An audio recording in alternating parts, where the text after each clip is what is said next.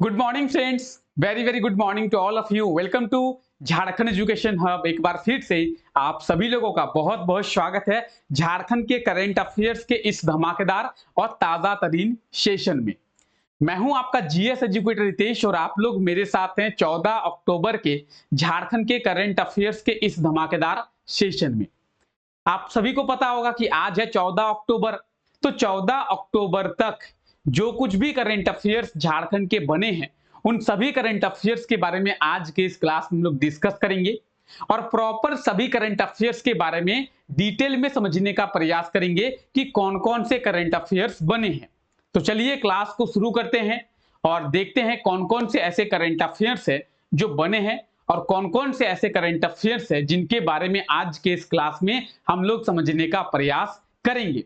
अगर इस क्लास की बात की जाए तो ये क्लास कब होती है? रोजाना सुबह 5 बजे ये क्लास होती है और रोजाना सुबह 5 बजे इस क्लास में हम लोग झारखंड के करंट अफेयर्स के बारे में डिस्कस करते हैं, झारखंड के करंट अफेयर्स के बारे में समझने का प्रयास करते हैं। जिस तरीके से यहाँ पे हम लोग झारखंड के करंट अफेयर्स के बारे में देखते हैं उसी तरीके से सुबह 6 बजे हम लोग देश दुनिया के करंट अफेयर्स के बारे में देखते हैं कि हमारे देश में क्या कुछ हो रहा है, दुनिया में क्या कुछ चल रहा है, कहां पे झगड़ा हो रहा है, कहां पे दो देशों के बीच में युद्ध हो रहा है। तो उन सभी चीजों के बारे में सुबह 6 बजे की क्लास में हम लोग जानने का प्रयास करते हैं और देश दुनिया के करंट अफेयर्स के बारे में डिटेल में हम लोग समझने का प्रयास करते हैं सुबह 6 बजे। कहां पे?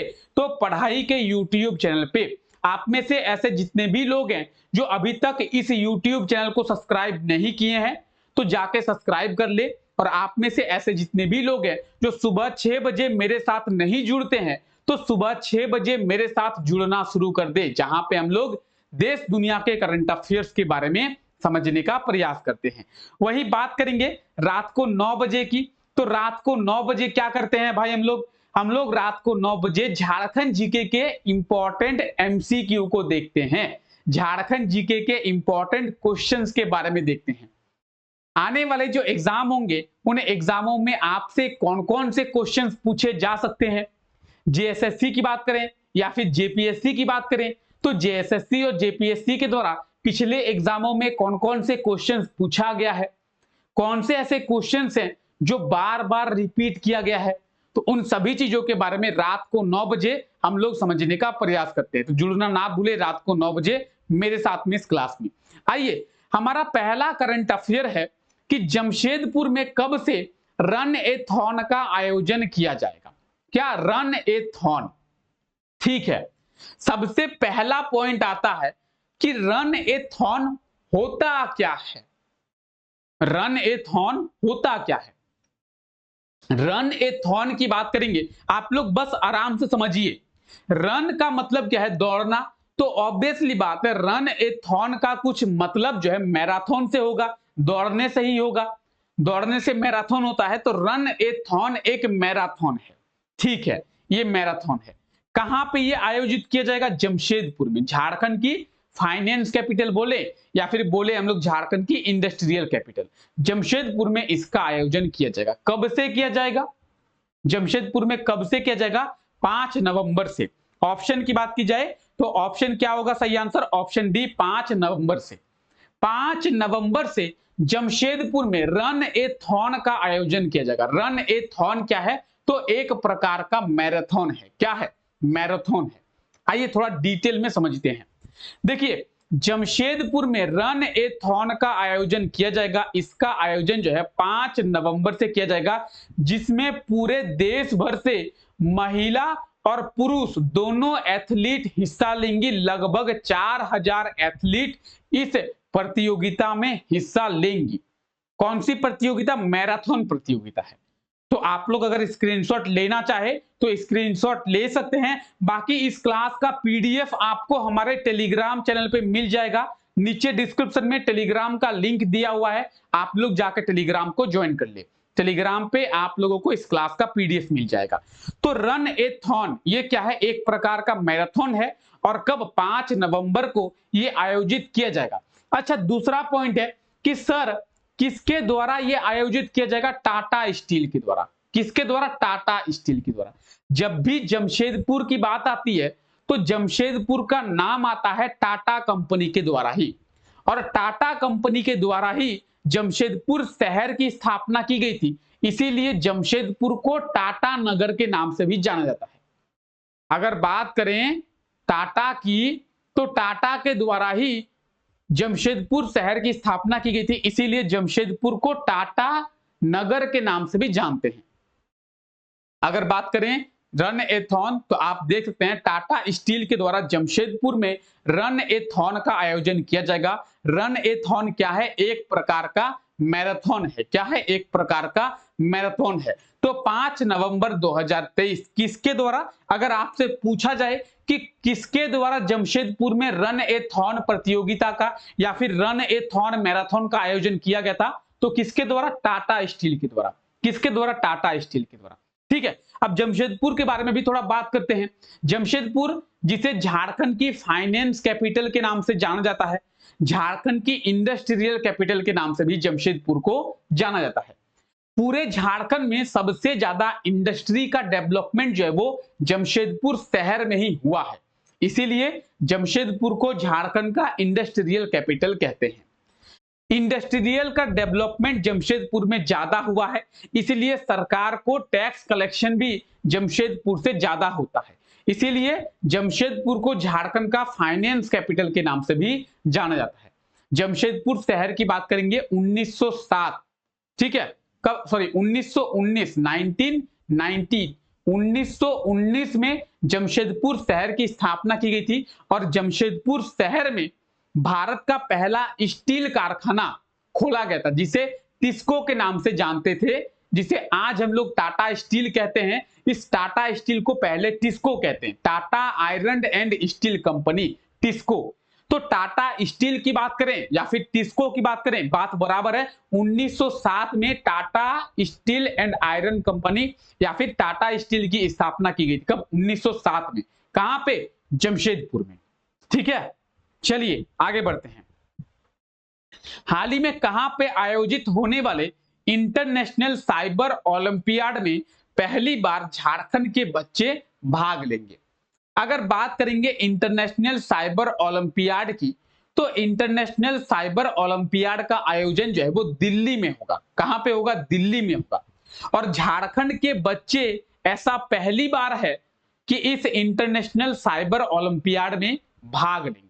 झारखंड के बच्चे पहली बार इस इंटरनेशनल साइबर ओलंपियाड में भाग लेंगे, तो दिल्ली में इसका आयोजन होगा। ऑप्शन की बात करें, ऑप्शन ए जो है इसका बिल्कुल सही आंसर हो जाएगा, दिल्ली। क्या होगा सही आंसर? दिल्ली। तो इसको आप लोग स्क्रीनशॉट लेना चाहते हैं तो ले सकते हैं। ऑप्शन क्या होगा सही आंसर? Option A, Delhi. आइए इसके बारे में थोड़ा बात करते हैं। दिल्ली में इंटरनेशनल साइबर ओलंपियाड का आयोजन होगा, और इसका जो आयोजन है वो इंटरनेशनल साइबर ओलंपियाड फाउंडेशन के द्वारा, किसके द्वारा? इंटरनेशनल साइबर ओलंपियाड फाउंडेशन के द्वारा किया जाएगा। कहां पे? दिल्ली में। ठीक है, तो आप देख सकते हैं इंटरनेशनल साइबर ओलंपियाड कहां पे? दिल्ली में। और इस इंटरनेशनल साइबर ओलंपियाड में पहली बार ऐसा हो रहा है कि झारखंड के बच्चे यहां पे पार्टिसिपेट करेंगे। अच्छा, इंटरनेशनल साइबर ओलंपियाड क्या है? बच्चों को जीवन के बारे में सिखाया जाता है, साइबर के बारे में सिखाया जाता है कि आप जो है आगे चलकर किस तरीके से साइबर सिक्योरिटी को डेवलप कर सकते हैं। ठीक है, तो झारखंड के बच्चे पहली बार यहां पे पार्टिसिपेट करेंगे। कहां पे? दिल्ली में। चलिए आगे देखते हैं। हाल ही में चीन में आयोजित होने वाले एशियन पारा गेम्स के लिए इंडियन पारा बैडमिंटन टीम, ये पारा होगा, PARA होगा, ठीक है, पारा बैडमिंटन टीम किस जिले के प्रभाकर राव को कोच बनाया गया है? अच्छा, क्वेश्चन थोड़ा बड़ा है, क्वेश्चन को एक बार आप लोग पढ़ें, उसके बाद इसके बारे में प्रॉपर डिटेल में हम लोग डिस्कस करेंगे। क्वेश्चन कह रहा है कि हाल ही में चीन में आयोजित होने वाले एशियन पारा गेम्स के लिए इंडियन पारा बैडमिंटन टीम में किस जिले के प्रभाकर राव को कोच नियुक्त किया गया है? झारखंड के किस जिले के प्रभाकर राव को कोच बनाया गया है? तो बात करेंगे प्रभाकर राव की, यानी एक तरीके से अगर हम लोग कहें, प्रभाकर राव को इंडियन पारा बैडमिंटन टीम का कोच बनाया गया है। क्या बनाया गया है? इंडियन पारा बैडमिंटन टीम का कोच बनाया गया। अच्छा ठीक है, आप बोलेंगे ठीक है सर, हम लोग समझ गए कि प्रभाकर राव जो है उन्हें इंडियन पारा बैडमिंटन टीम का कोच बनाया गया। क्यों बनाया गया है? क्योंकि चाइना में एशियन पारा गेम्स का आयोजन होगा, इसीलिए प्रभाकर राव को कोच बनाया गया है। तो प्रभाकर राव झारखंड के कहां के रहने वाले हैं? प्रभाकर राव झारखंड के किस जिले में निवास करते हैं? प्रभाकर राव पूर्वी सिंहभूम के जमशेदपुर शहर में रहते हैं। तो अगर शहर की बात पूछा जाए तो जमशेदपुर, अगर जिले की बात पूछा जाए तो पूर्वी सिंहभूम यानी ईस्ट सिंहभूम। ऑप्शन सी इसका बिल्कुल सही आंसर हो जाएगा, ईस्ट सिंहभूम। आइए एक बार और अच्छे तरीके से समझते हैं। प्रभाकर राव जो कि झारखंड के पूर्वी सिंहभूम जिले के रहने वाले हैं, पूर्वी सिंहभूम जिले में ये जमशेदपुर शहर में रहते हैं और इन्हें इंडियन पारा बैडमिंटन टीम का कोच बनाया गया है।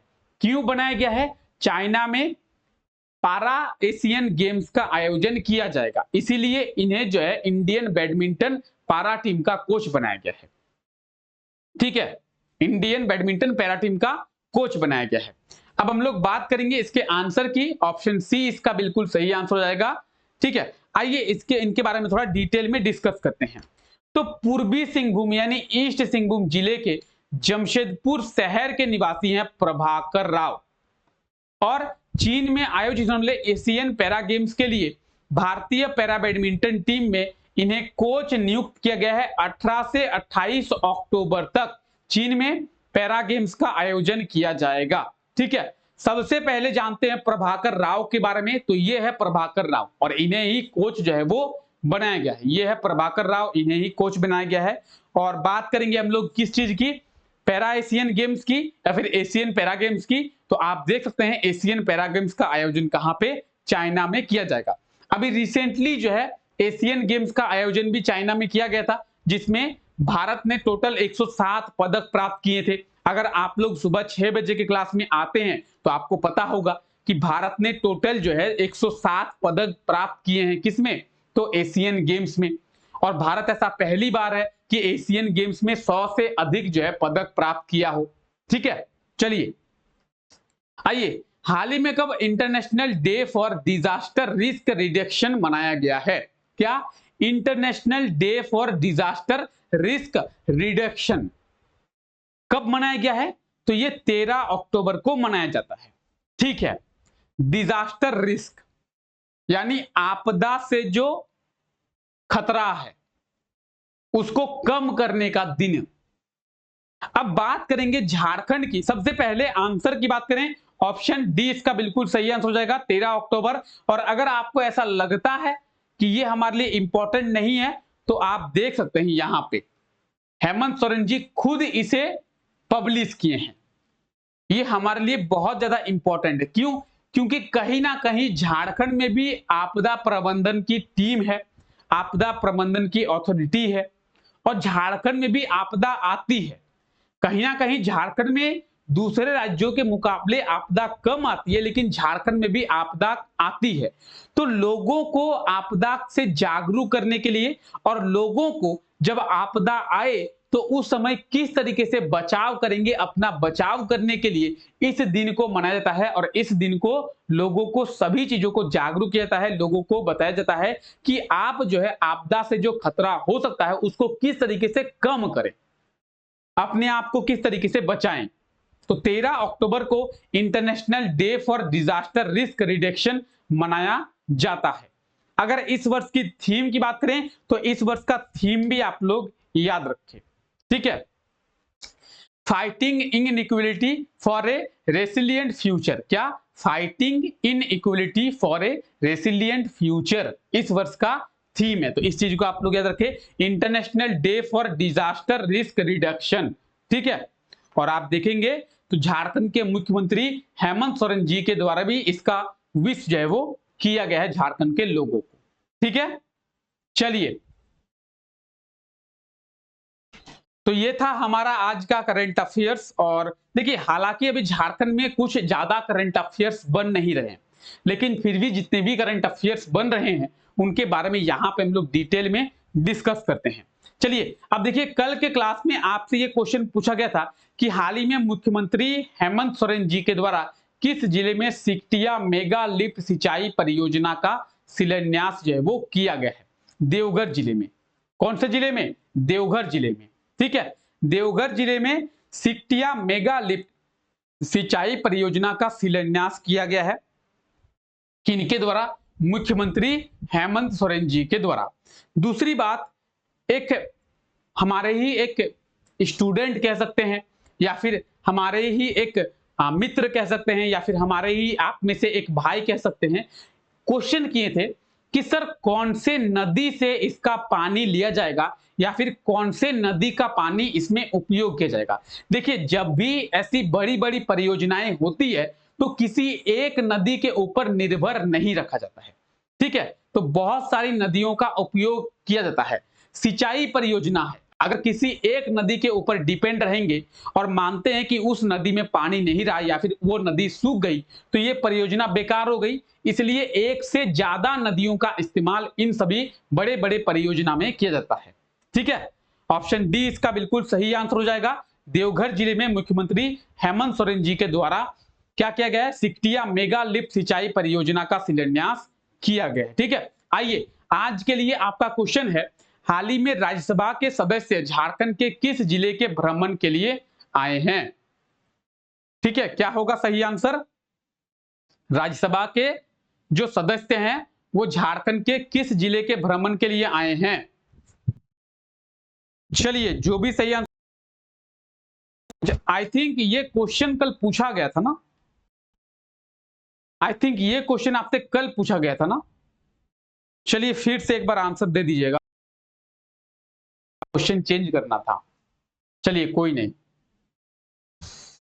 चलिए, कैसा लगा क्लास आप लोगों को? आई होप सो क्लास आप लोगों को अच्छा लगा होगा। ठीक है, तो मिलते हैं कल नेक्स्ट क्लास में। तब तक के लिए आप लोगों का बहुत बहुत शुक्रिया। Take care, bye bye.